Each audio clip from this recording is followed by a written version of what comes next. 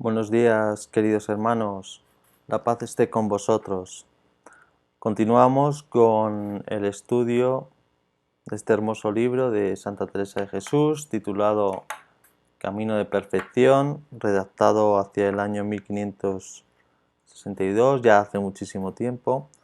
Estamos viendo el capítulo 14, cuyo epígrafe dice lo siguiente, en que trata lo mucho que importa no dar profesión a ninguna que vaya contrario al espíritu de las cosas que quedan dichas, es decir, no admitir a la orden religiosa de Santa Teresa de Jesús, las Carmelitas Descalzas, a quien manifiesta un espíritu contrario a las inclinaciones del espíritu.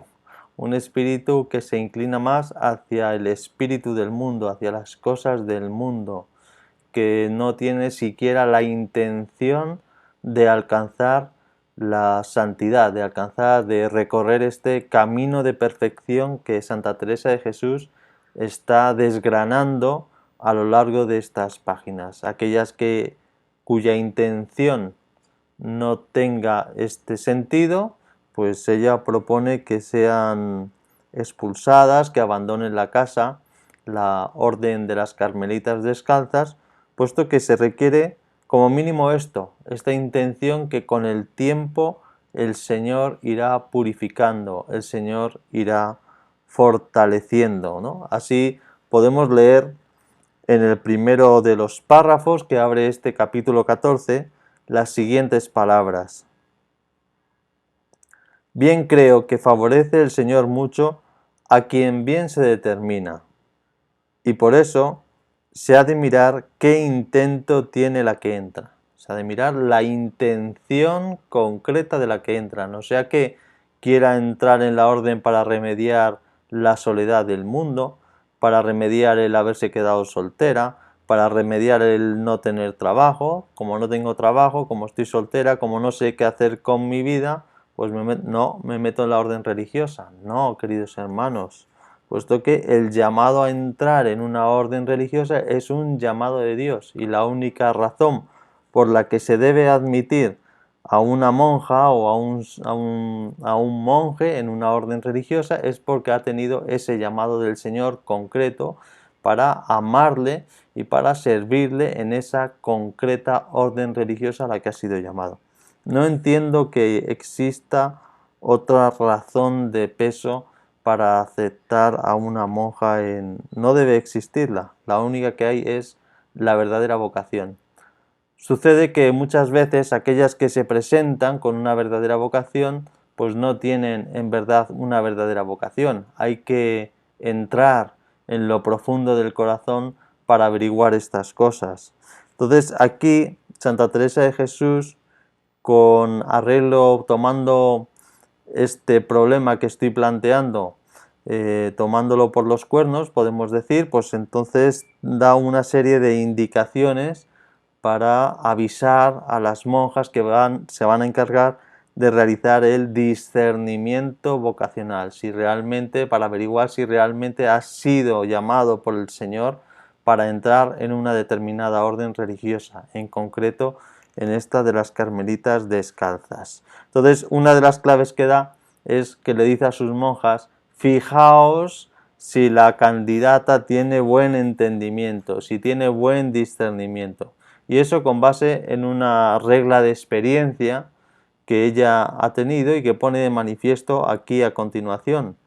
Dice: porque la mayor parte, la mayoría que tiene esta falta, es decir, que no destaca por tener un buen entendimiento, por entender las cosas que se les dice, siempre les parece atinan más lo que les conviene que los más sabios. Y es un mal que le tengo por incurable, porque por maravilla deja de traer consigo malicia. Bueno, hermanos, este es el corazón del capítulo 14. Este es el corazón. Todo el capítulo 14 se desenvuelve a lo largo de este párrafo. Es decir, está hablando del entendimiento y de cómo aquellas que no entienden bien las cosas, que no entienden bien dónde está el lugar de la perfección, cómo tienen que encaminar su conducta, sus comportamientos, cómo tienen que aceptar aquello que les dicen los más sabios, que son en este caso la priora, la madre priora o la madre que se encarga de educar a unas y otras en la fe, en el carisma concreto de esa orden religiosa, pues dice que las que no tienen un buen entendimiento, que no entienden bien las cosas, de alguna manera no siguen, no entran en esa obediencia y al contrario, parece que la experiencia le está diciendo a Santa Teresa de Jesús que siguen los caminos que más les conviene a cada una de ellas. Es decir, que como no entienden bien las cosas, al final hago lo que me parece, hago lo que yo quiero hacer. Y por mucho que me lo digan las más sabias, ni siquiera la autoridad de ser la más sabia, ni siquiera la autoridad de la Iglesia, ni siquiera la autoridad de la Madre Superiora, le voy a hacer caso, porque voy a justificar en todo caso mis pequeñas faltas, mis pecados, mis negligencias, todo lo voy a justificar. Y de alguna manera, dice Santa Teresa, esto es una fuente de problemas. Uno de los requisitos necesarios que tiene que tener aquella monja que vamos a admitir en la orden religiosa es que tenga un mínimo de entendimiento, un mínimo de discernimiento. Porque aquella que ve con claridad dónde está el bien, aquella que ve con claridad qué es lo bueno y qué es lo malo, que tiene ese mínimo discernimiento que se le puede pedir, aquella que no tiene confusión en la mente, se va a aferrar, va a decir luego en el capítulo 2, en el punto 2, se va a aferrar a esa verdad con fortaleza. Una vez que ves con claridad que ese es el camino, podrás tener la debilidad de no poder seguirlo.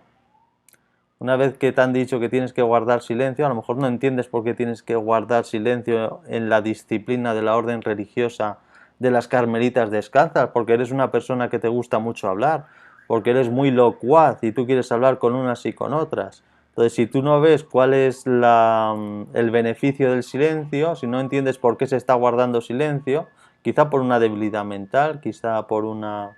Pues entonces, en ese caso, como no lo entiendes, el hecho de entender te va a dar fortaleza para que tú te esfuerces por practicar el silencio y haya, por tanto, armonía y sintonía dentro de las hermanas, dentro de la vida del monasterio de las carmelitas descalzas. Entonces es necesario que lo veas con claridad, porque al verlo con claridad vas a tener fuerza. Al verlo, esa misma claridad que vas a tener en la mente, esto es lo bueno, esto es lo que tenemos que seguir. Este es el camino de la purificación del corazón. El verlo con claridad es lo que va a fortalecer a la hermana para que con el tiempo rectificar los defectos que vaya presentando el corazón y poco a poco ir purificando de este modo el corazón mediante esta iluminación, ¿no?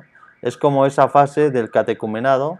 El catecumenado primitivo tenía 4 fases, 4 etapas, 4 grados, 4 pasos fundamentales. El primer grado era el precatecumenado, el segundo grado era el catecumenado propiamente dicho como el nombre de una etapa, el tercer grado era la etapa de iluminación y purificación, y luego un cuarto grado que había, los catecúmenos antiguos, se llamaba la etapa de los sacramentos, ¿no? Entonces todos los cristianos antiguos recorrían a lo largo de su vida estas 4 etapas y el último sacramento, la última etapa, se bautizaban, recibían el sacramento del bautismo y luego ya pues podían acceder al sacramento de la Eucaristía, comulgar, confesarse, pero hasta llegar ahí tenía que pasar un largo periodo de tiempo de purificación.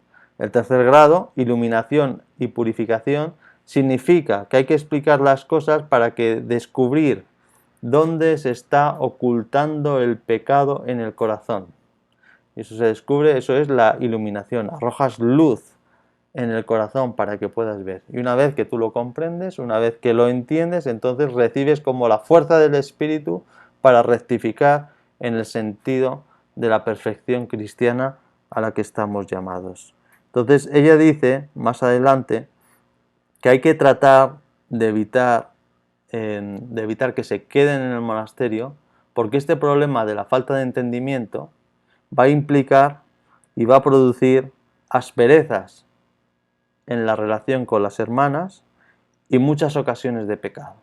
Y esto es algo que ella está diciendo, no porque la inteligencia se lo está revelando, como un razonamiento que ella, una deducción o una meditación que ella haga sobre determinadas virtudes o determinados comportamientos psicológicos de unas y otras, sino que se lo está diciendo la experiencia.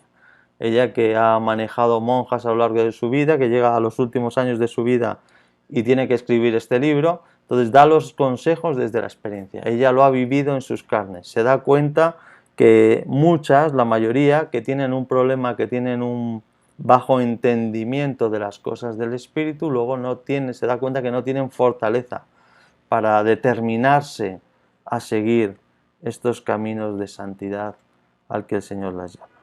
Por lo tanto, Santa Teresa está trazando la línea de la orden de los carmelitas del canto por donde tienen que ir para hacer el discernimiento vocacional de todas las candidatas.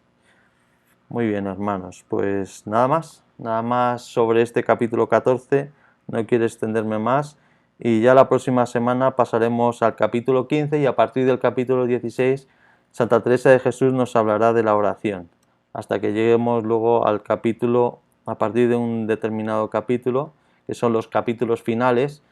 Santa Teresa nos hablará del Padre Nuestro, que lo irá desmenuzando frase por frase.